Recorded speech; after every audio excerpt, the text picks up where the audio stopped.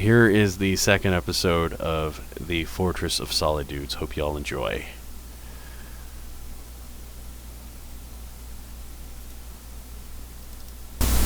Live from your downstairs bathroom, the Fortress of Solitudes. Brought to you by Strickland's Propane. Remember, at Strickland's, you're not just a customer, you're family. Hello there. Hank Hey, Hill how's it here going? again. And of course, you'll notice that other voice there with me. That's my neighbor Dale Gribble. Hey. And we're here to bring you another episode of the Fortress of Solid Dudes, where we take female questions and give you a male answer. So Dale, did you get any feedback from our first show from your wife or perhaps any other females in the community? Well, I tried to make sure Nancy didn't watch it after some of the stuff that may have transpired on that last episode. But other than that, it seems like people are loving it, so they want to listen to us ramble on about this crap, so I guess let's keep doing it. Yes, of course. So we changed it up a bit this week. I actually was the one who fielded the questions after the mess that was the episode last week, and Dale's questions put Dale on the old sideline there and decided to take the reins myself to get some questions hopefully here that make some sense. I still think mine were fine. Well, Dale, that's up for debate, but we're not going to get into that right now because we have a duty to answer some questions for these fine ladies. Yeah, whatever. Alright, so question 1 comes by way of Addison from the lovely state of Ohio. How can men act so big and tough until they see a spider, and then they scream like a little girl? Addison, have you ever seen a spider? That thing is a death machine. It's not an insect. It doesn't have just 6 legs that make sense. It's a freak of nature with 8 legs. Dale, what are those called? Arachnids? Is that right? Yeah, one of them arachnoids. I kill them all the time. I'm not going to touch them, though. I use my sprayer. I believe so. I believe the Greek word for spider is death machine. I believe you're actually absolutely right, but Yeah, it's right next to Apache helicopter. I think so. You looked that up in the dictionary there, and I don't believe Addison's ever been stuck in a room with a spider by herself. I don't believe so. I don't think she's qualified to ask such a question. I think not. So we're going to go ahead and move on here to question number 2 from Kaylee in Colorado. How are men able to hook up any and all electronics in the house but can't untangle the cords? Well, Kaylee, I have a question for you. Do more organized cords make my DVD player play at a higher resolution? I don't think so. So Go ahead, Dale. There's just no need for that. I mean, come on. It looks prettier. I don't care what it looks like. It's freaking cords hanging in the corner by a desk. It doesn't affect anything. Now, if you want to give me a zip tie, give me a damn zip tie. But otherwise, just sit back and enjoy the show. Question number 3 comes from Serena from Florida. She says, why don't men understand that there is a system to load in the dishwasher? Dale, you better lead off with this question. No, I gotta work through some feelings here. Oh, God. I mean, I just don't get it. All of it's going to get washed as it is. It doesn't matter which place you put it in. Water's going to get on it. It comes out wet and steamy, so it's dry. It's clean to me. Exactly. Do you think the dishwasher gives a damn about all the bowls being on the right and all the plates being on the left? At the end of the day, the dishwasher does not give a good goddamn if the sequence is plate, bowl, plate, silverware, plate, glass, what it be. It all comes out clean. These questions. Alright, Dale, moving on to question 4. Why do men spend more time hanging out in the garage than in the house? That seems simple enough. Yes, Meredith from Arizona asked this, and I got a pretty solid insight here for you, Meredith. I think I'll be able to help you. You see, men like to be in environments of comfort, and the garage is a place that's very comforting to a man. A lot of things make sense in the garage. You know, you got a gas weed eater, for example, and you see a gas can sitting next to it. You pick up the said gas can and put it in the weed eater's fuel cell, and you pull the start cord on that weed eater, and guess what it does? It starts running, and it does the job that it's made to do. It eats weeds, and that makes sense to me. You go inside the house, and there's women. Yeah, that's about right. And all of a sudden you start treading on ground that doesn't make sense to a man anymore. And I don't want to start talking about mascaras and panty liners. I'll stay in the garage and fix something. all I gotta say is, when has that weed eater ever asked me about my feelings?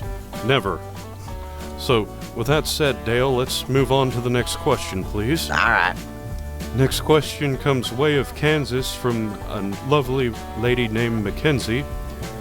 Why are men afraid to reach into a woman's purse? Whoa! Why would we even want to? Sorry, Dale, I just had a nom flashback there. The last time I reached into Peggy's purse, Oh no. I wanted a spearmint Tic Tac, and I ended up reaching in and pulled out Aunt Flo's damn business card, also known as a Tampax. Oh my God. Let's just say I went through 2 cases of beer that night, Dale. Well, I mean, we don't know what's in there. It's a mystery. How the hell we didn't put anything in there? We don't want to be pulling that stuff out, having it in public in our hands. Come on. It's a bag of torture devices, I tell you. That's all it is.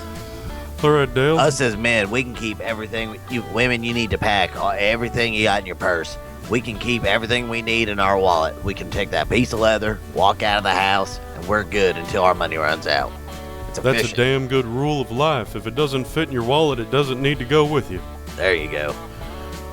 Rule number 6, actually question 6, why are women considered bad drivers when statistically, studies have shown that women have faster reflexes than men?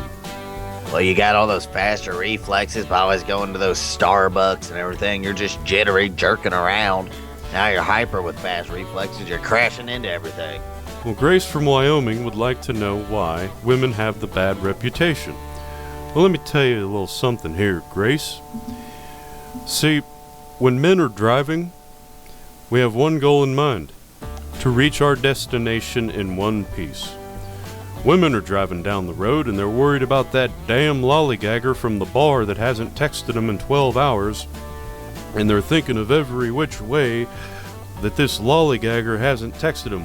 Why hasn't he texted? Could it be because he doesn't know if he wants a relationship with her?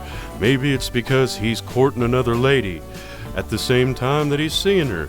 Maybe it's because he had an epiphany of miraculous meeting with God. Who knows? Who gives a damn? Just get to the stop sign, stop safely, and move on with your day. You can sit there and hug pillows and eat ice cream later. Please, just get to your destination safely, Grace. Dale, any closing thoughts on that question? That about sums that one up right there. Stop crashing. Yes, just crash your heart, not your car. Number 7. Why are men incapable of putting a toilet seat down? Oh, Why are Dale. women incapable of putting a toilet seat up? Exactly, Dale. See, women have fought this brave war of gender equality for years, and I say let's give it to them. Why are women incapable of leaving the toilet seat up?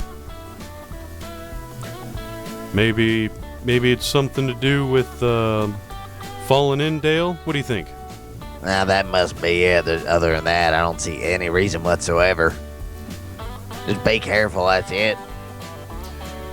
Well, looking at the comments here, this tweet apparently has something to do about getting up in the middle of the night, being half asleep, not paying attention, and sitting down and falling into the bowl there.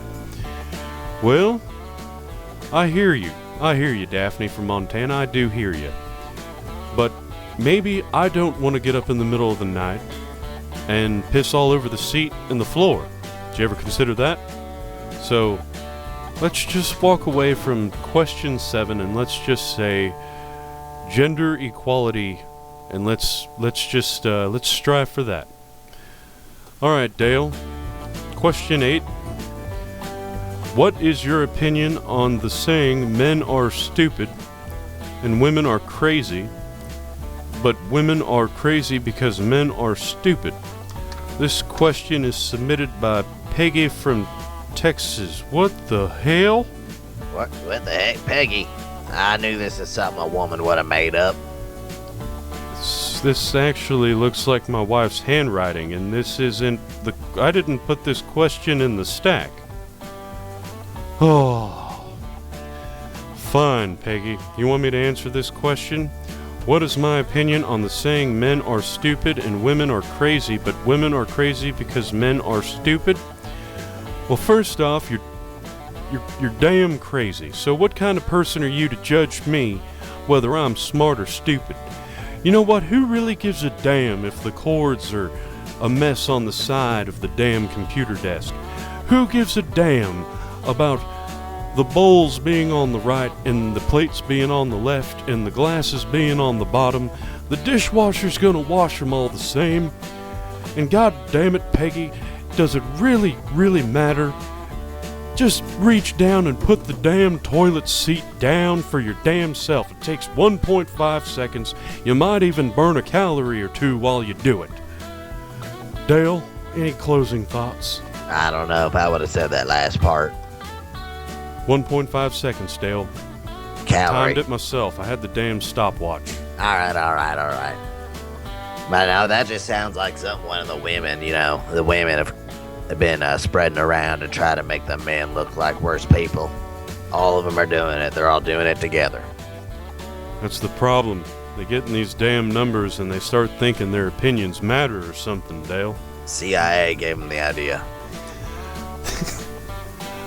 Dale, I don't have time to talk about your conspiracy theories, so I think we better that's on my AM frequency radio show.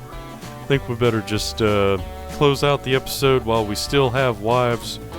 And everybody, thanks for coming out, and we'll see you on the next episode of the Fortress of Solid Dudes. And remember, charcoal is an inferior choice to propane. Alright, you all have a good one.